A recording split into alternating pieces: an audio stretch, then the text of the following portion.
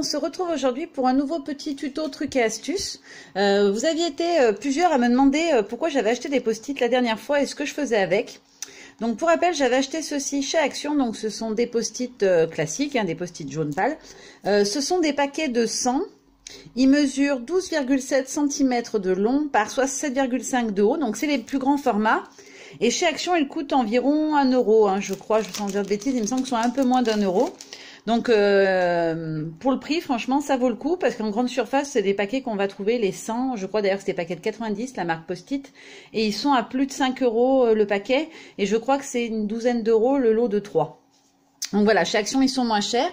Et en fait, je m'en sers pour pouvoir effectuer des superpositions de tampons sur une création ou bien pour obtenir ce que j'appelle une zone de réserve blanche. Je vous montrerai dans un deuxième temps ce que je veux dire par là.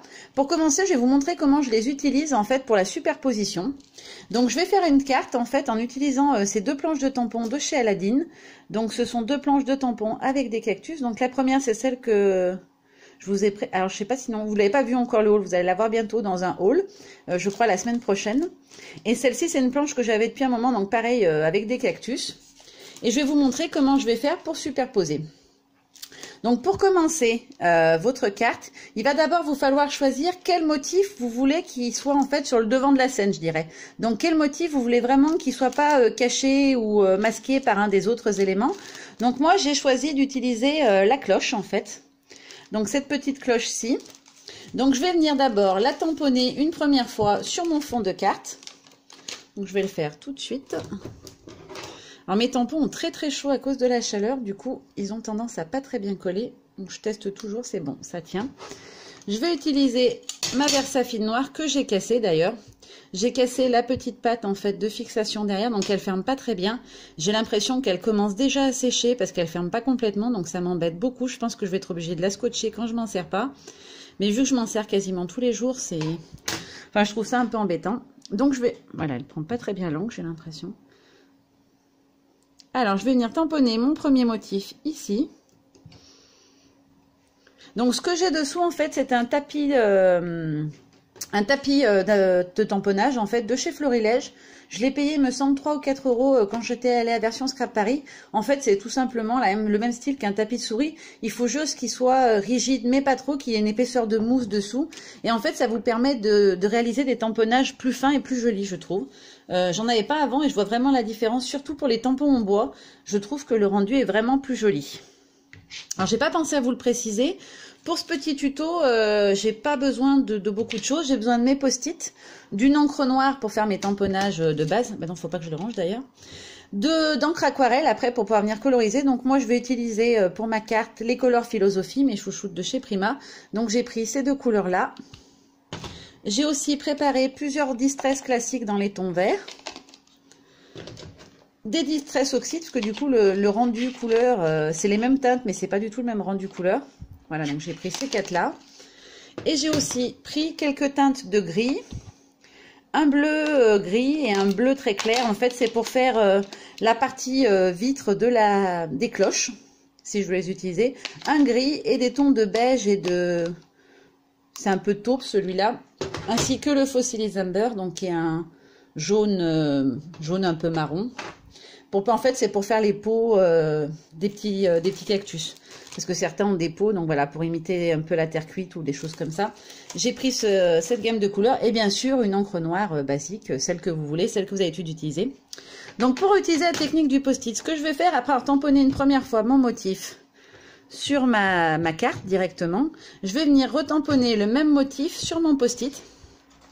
Alors je me positionne bien au maximum sur la partie collante, donc celle qui est en haut. Je le pose sur mon tapis d'impression et je vais venir tamponner le plus possible sur cette bande autocollante pour que du coup mon motif tamponné il soit collant, ce qui lui permet de bien rester en place quand je vais venir retamponner par-dessus. Alors je vais détourer tout de suite mon motif et je vous retrouve juste après parce que du coup le temps que je découpe ça va prendre un petit peu de temps, histoire d'aller un peu plus vite, je vais le découper hors caméra. J'ai découpé donc hors caméra bien sur la partie collante ma petite cloche. Je vais venir superposer mon post-it dessus. Alors quand vous découpez, essayez de rester bien en dehors des traits en fait. Parce que si vous découpez un peu trop près du bord, vous risquez d'avoir des soucis au moment du tamponnage parce que du coup, votre tampon que vous allez venir mettre en superposition risque d'apparaître un petit peu à l'intérieur au final si vous n'avez pas découpé assez large. Donc je vais venir tamponner ma deuxième petite cloche juste à côté. Hop, je reprends ma Versafine noire. Alors je sais que normalement il faut frotter hein, sur le pad, il ne faut pas venir tamponner dessus, mais je ne veux pas perdre trop de temps donc je vais au plus rapide. Donc je vais venir le positionner à l'endroit où j'ai envie qu'elle apparaisse. Et donc voilà ce que ça donne. Je vais prendre le tampon suivant parce que lui aussi je veux qu'il apparaisse à l'arrière-plan par rapport à ma cloche. Donc je vais choisir, je vais prendre celui-là, la petite plante grasse. Donc je le positionne sur mon bloc, je mets ma Versafine et je viens le tamponner. Alors j'ai pas mis assez d'encre, j'en ai pas mis partout. C'est l'inconvénient quand on n'encre pas dans l'autre sens, c'est qu'on voit pas toujours le résultat. Et je vais venir le positionner comme ceci. Voilà, et si je retire mon post-it, voilà comment ça se présente. Alors je trouve ça très... Franchement, moi j'aime bien, je trouve que ça rend vraiment joli. Hop, je vais nettoyer tout de suite mon tampon. Et ensuite, je vais venir en positionner encore un. Donc je vais choisir celui-ci. Par contre, celui-ci, j'ai envie qu'il soit derrière, à l'arrière-plan par rapport à ma petite plante grasse. Donc je vais déjà remettre au cas où pour protéger mon post-it sur celui-ci. Et je vais venir, avant de faire celui-là, retamponner ma petite plante grasse. Donc sur ce qui me reste de post-it, hein, ne jetez pas quand vous avez fait juste un seul motif dessus. Vous pouvez parfaitement en rentrer un autre s'il n'est pas très gros à côté. Et je vais venir tamponner ma petite plante grasse. Alors si le tamponnage n'est pas parfait, hein, là on s'en fiche vu que c'est juste un petit morceau qui va se mettre par-dessus et sur lequel on va revenir tamponner. Donc qui de toute façon ne sera plus aussi joli qu'à l'origine, je dirais. Donc je vais le détourer. Hop, je me dépêche un peu. Je vais pas couper cette fois parce que c'est vraiment un tout petit motif. Donc je vais le détourer tout de suite. Hop. Alors vous enlevez bien les petits recoins. Là c'est pas très important parce qu'en fait en réalité ils vont se retrouver sous l'autre. Mais pour l'autre côté, à partir du moment où c'est les endroits que vous voyez apparaître sur votre carte et qui sont visibles, il faut vraiment détourer à ras le motif. Donc là je vais venir prendre le petit coin. Hop. Donc voilà, mon petit pot est détouré. Alors vous voyez, c'est pas parfait hein, le détourage, mais vraiment hop, dans la poubelle, on s'en fiche. Le tout, c'est qu'il soit à la bonne taille et qu'il colle. Donc voilà, je viens le mettre par-dessus. Je prends le troisième tampon que j'ai envie d'utiliser. Je le trouve vraiment très joli celui-là avec son petit pot. Donc je vais essayer de faire en sorte que le mot jungle apparaisse quand même pas mal, qu'on puisse le voir au moins presque en entier. Alors je vérifie que mon tampon est bien ancré et je vais venir le positionner comme ceci. Hop, voilà, donc ça a bien pris, il est nickel. Je vais tout de suite nettoyer parce que j'en ai mis sur mon tapis d'impression. Alors le tapis d'impression, si vous en mettez dessus de l'encre, même si c'est une encre qui part très bien, la Versafine, j'ai remarqué qu'elle partait pas très bien sur le tapis de tamponnage, donc je vous conseille de le nettoyer immédiatement, même avant votre tampon. Sinon, vous risquez d'avoir des taches. Alors, c'est pas gênant, c'est un tapis pour le tamponnage. Mais si vous mettez un papier dessus ou une photo, vous la mettez dans le mauvais sens, ça risque de tacher. Hein. Si vous l'utilisez tout de suite derrière, hein, je parle pas après, puisqu'après c'est sec. Et donc, si je retire, voilà ce que ça donne. Donc, on obtient un joli effet de superposition. Alors, j'aime bien comment c'est fait. J'ai l'intention d'en faire une carte d'anniversaire. Donc, je vais venir voir si je positionne mon titre Happy Birthday, ce que ça donne. Quelle taille il me reste et quel espace je peux encore potentiellement utiliser. Oh, c'est sympa. Je vais peut-être ajouter quelque chose derrière, je trouve que ça pourrait être sympa. Je vais regarder si j'ai pas un grand cactus, si j'en ai quelques-uns. Je vais peut-être utiliser celui-ci, le grand derrière, parce que je le trouve rigolo et le positionner ici. Du coup, juste derrière, donc je vais reprendre mon cache. Hop, comme ceci. Alors ça colle encore un bon moment quand même, je trouve qu'il colle relativement bien ces post-it. Bon, vous avez toujours un côté qui se décolle, donc si vous vouliez, par exemple, pour la deuxième technique cheatée, il faut faire attention quand même que ça soit bien plaqué au moment où vous l'utilisez. Donc je vais reprendre mon bloc acrylique, mon encre.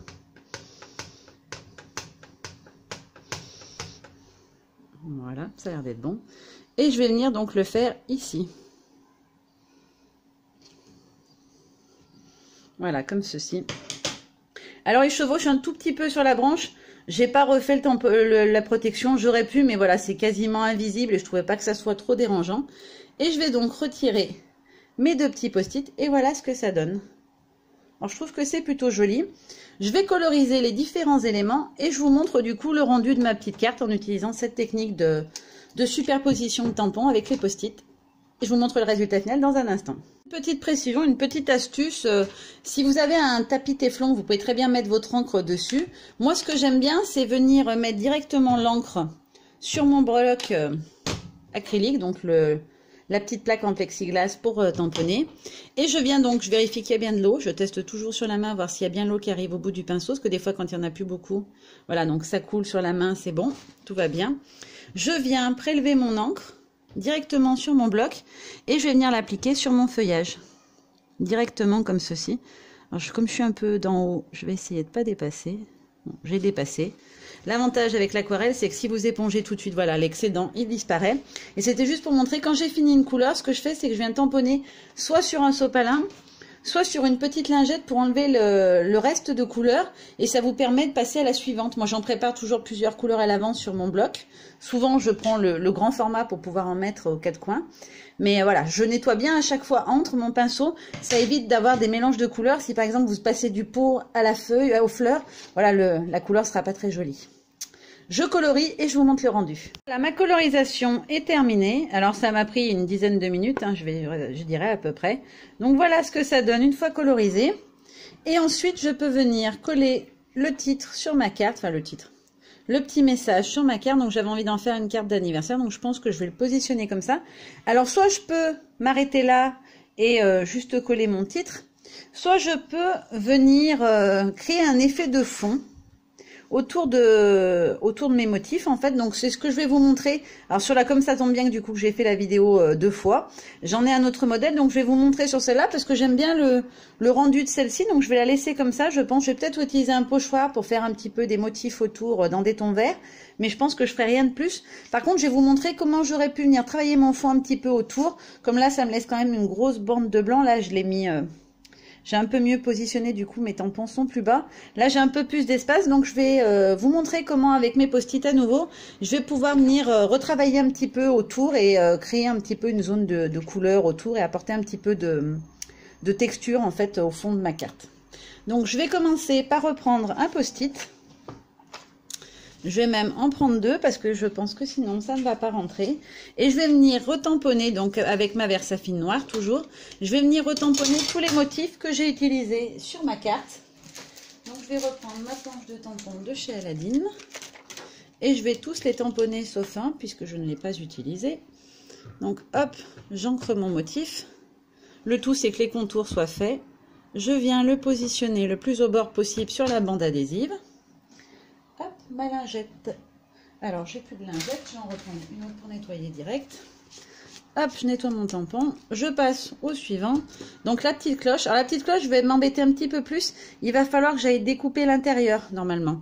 Mais comme je veux pas mettre d'encre là où il y a mes tamponnages, je pense que je vais détourer, en fait, seulement autour du nœud. Et si j'avais voulu, alors comment vous expliquer? Là, on verra mieux là-dessus. Si j'avais voulu, par exemple, faire apparaître un peu d'encre de la couleur que je vais choisir pour mon fond à l'intérieur, j'aurais pu découper au cutter de précision l'intérieur et faire apparaître l'encre. J'en ai pas envie, voilà. J'y vois pas d'intérêt spécial, donc je vais pas le faire, mais j'aurais pu totalement le faire. Il vous suffit en fait d'évider les parties qui sont du coup possibles d'évider, et ça marche pareil, il n'y a aucun souci. Donc je vais faire la dernière petite plante. Ah ben non, il m'en reste encore une sur l'autre planche. Donc hop, je revérifie bien d'être toujours sur le côté collant. Je tamponne mon motif et il me reste plus qu'à tamponner. Qu'est-ce que j'ai oublié? Ah oui, ma grosse cloche. Alors ma grosse cloche, je l'ai pas jetée, il me semble. Je vais la récupérer tout de suite. Oui, j'avais même la petite plante. Je l'avais conservée, mais la petite plante, elle est très pliée. Donc, je vais garder ma grosse cloche puisque je l'ai déjà. Et je vais juste avoir à tamponner, du coup, mon grand cactus. Hop, comme ceci. Je le mets vraiment... Alors, je vais même le mettre de ce côté pour que j'ai le maximum sur la partie collante. Voilà, comme ceci. Je découpe tout et je vous montre, du coup, comment je vais venir travailler mon fond avec les protections post-it. Ça y est, j'ai collé tous mes petits morceaux de post-it pour protéger mes différentes superpositions de tampons. Et je vais venir apporter un peu de couleur sur mon fond. Alors pour ceci, je vais utiliser une encre jaune qui, je trouve, devrait se marier pas trop mal avec les motifs que j'ai choisis. Donc j'applique mon encre, comme je fais toujours pour faire mes ponts, sur un petit morceau de plastique. Alors c'est une arrière de planche de tampons que j'ai depuis un moment. Et les tampons étaient abîmés, donc j'ai récupéré... Excusez-moi, je vous parle de loin parce que j'avais oublié mon pchit d'eau. Donc que j'ai récupéré. Donc je vais pousser ça. Je vais venir mettre de l'eau sur mon petit morceau de plastique. Donc je disais que c'était un tampon en fait qui est foutu, que j'ai laissé au soleil malheureusement l'été dernier et qui n'a pas apprécié du tout. Et je vais venir déposer mon encre autour, comme ceci, sans venir contaminer mes tamponnages. Alors je vais essayer de venir en glisser un peu ici, un peu là aussi. Voilà, donc j'ai mis une première couleur. Hop, je viens estomper un petit peu parce que j'ai pas envie que ça soit trop flashy. Alors c'est de l'eau, donc c'est du post-it, c'est du papier, ça risque de passer à travers, donc je vous conseille d'être assez rapide pour venir estomper au maximum si vous voulez pas que ça fasse pas très joli. Et ensuite je vais rajouter un petit peu de Distress Oxide aussi, parce que du coup c'est pas tout à fait la même teinte de jaune. Mon pchit d'eau ne veut pas travailler. Alors ce que je fais moi, c'est que j'étale à chaque fois avec le doigt un petit peu pour que ça fasse des taches plus jolies, je trouve. Hop, et je vais venir le déposer par-dessus. Voilà, c'est un jaune un petit peu plus pastel, je trouve, mais il se marie bien les deux ensemble. Alors la différence, c'est pas énorme, hein, donc vous n'allez pas voir grand-chose. Donc voilà, vous voyez, c'est pas passé à travers, hein, je le remets tout de suite. Et je vais venir appliquer avec ma Distress Oxide quelques petits tamponnages en ton sur ton. Hop, alors je vais prendre un tampon de fond. Alors, lequel je vais choisir? Je voudrais un fond de texte. Ben, je vais prendre mes petites étoiles chouchoutes habituelles. Donc je vais prendre mes petites étoiles chouchoutes. Je vais venir faire avec la Distress, hein, en ton sur ton, des petites étoiles.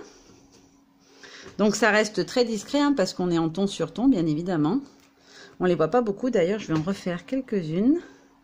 Je vais venir prendre aussi un peu de la limonade, parce qu'elle est plus soutenue en couleur, voilà, ça ressort un petit peu plus. Hop, je nettoie mon tampon, parce que celui-là, je l'aime trop. Et je vais prendre un tampon texte et je vais venir appliquer un petit peu de texte en noir. Donc je tamponne jamais avec un bloc les tampons de fond, parce que j'aime bien pouvoir positionner en fait où j'en ai envie mon texte, sans avoir besoin de tamponner tout mon texte en fait et partout. Voilà, donc des fois je reprends des endroits où je sais que j'ai déjà passé parce que du coup l'écriture est du coup beaucoup plus légère. Et quand j'ai fini de travailler mon fond, je viens retirer mes post-it et vous voyez, il n'y en a absolument aucune tache qui n'a coulé dessus mes motifs. Ils sont bien restés, ils se sont parfaitement intégrés au fond parce que j'ai vraiment détouré juste autour. Et ensuite je peux venir du coup positionner le petit message sur ma carte. Alors je pense que je le mettrai comme ceci. Et voilà ce que ça peut donner. Je vous la rapproche que vous la voyez bien. Si ça veut bien me faire la mise au point. Voilà, j'espère que vous verrez bien. Donc voilà, vous voyez, vraiment le fond est resté à côté, mais il n'est pas du tout sur les motifs. Je vais vous montrer une autre petite chose qu'on peut faire du coup, pareil avec la technique du post-it. Et je vais vous montrer tout de suite cette deuxième seconde. Je prends juste une petite minute pour nettoyer tous mes tampons. Pour cette deuxième petite astuce qu'on peut faire donc avec les post-it, je vais venir d'abord ancrer un grand tampon bois de chez Florilège Design que j'adore, que je trouve très joli. Et c'est moi cette technique, je l'appelle la réserve de blanc. Alors je sais pas quel est son vrai nom, ni si elle a réellement un nom. Alors je vais venir appliquer mon tampon d'abord sur mon papier. Alors pareil, j'utilise mon tapis d'impression comme la première fois. Et ensuite je vais revenir le tamponner à nouveau sur mon post-it. Alors vous l'aurez remarqué, mon tampon est plus grand. Donc du coup ce que je vais faire, c'est que je vais ancrer une partie du tampon, la couper, la positionner sur mon post-it et je ferai la deuxième partie sur un autre post-it. Vous allez comprendre tout de suite ce que je veux dire. Donc voilà, là j'ai fait une première partie. Et je vais venir faire le bas du tampon sur un deuxième post-it. Du coup, j'ai fait tomber mes post-it. Et donc là, je viens ancrer seulement le bas du tamponnage. Je vais reprendre la fleur, ça sera plus facile à reprendre la découpe sur la fleur. Et je viens bien la positionner à ras sur mon post-it. Hop, j'appuie un petit peu. Et voilà, c'est nickel. Maintenant, je vais pouvoir le découper et je vais vous montrer ce que je vais en faire. Alors, j'ai tamponné donc en deux parties, hein, comme je vous l'ai montré tout à l'heure, mon grand tampon de chez Florilège. Donc, j'ai superpositionné à mon image d'origine mon post-it. Alors, pour les petites flèches, j'ai découpé grossièrement autour. Il n'y a pas besoin de faire, voilà, d'en faire des tonnes. L'essentiel, c'est vraiment que le motif en lui-même soit protégé de ce qui va suivre. Et du coup, je vais venir en fait pchiter de l'encre. Donc là, j'ai choisi une encre, c'est une Glimmer Mist. Je ne sais pas si vous voyez bien.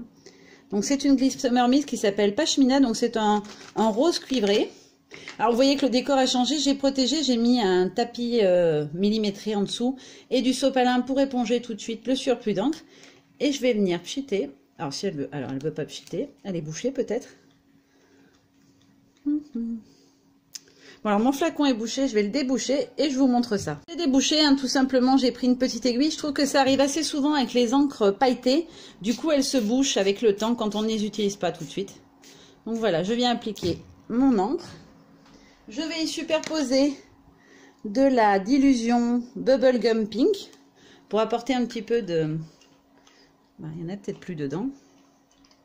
Alors décidément, j'ai un problème, mais toutes mes encres sont bouchées. Ça se voit que je les utilise pas très souvent. Hop. Ah oui, elle remarche, il n'y a pas de problème. Donc je vais venir en mettre 2-3 pchites. Ah bah non, elle veut vraiment pas. Bon, c'est pas grave. Il faut savoir abandonner quand ça ne veut pas. Par contre, la dilution, elle tâche énormément, je vous le dis. Donc voilà, je vais venir tout de suite éponger le surplus d'encre. Alors le but là, c'était pas de faire quelque chose de joli. Hein. C'était juste de vous montrer ce qu'on peut obtenir comme effet. Donc voilà, mon encre. J'ai enlevé le surplus. Et voilà ce que ça donne. En fait, ça vous permet d'avoir une zone qui ressort en blanc. On a presque l'impression qu'elle est en relief ou qu'elle a été collée dessus parce que du coup, elle apparaît, elle reste vraiment blanche et intacte comparée au reste du fond de carte. Voilà, donc c'est tout pour aujourd'hui. J'espère que ça vous a plu. Si ça vous a plu, vous n'oubliez pas le petit pouce bleu. En attendant, je vous fais de gros bisous et je vous dis à très bientôt pour une prochaine vidéo. Bye bye!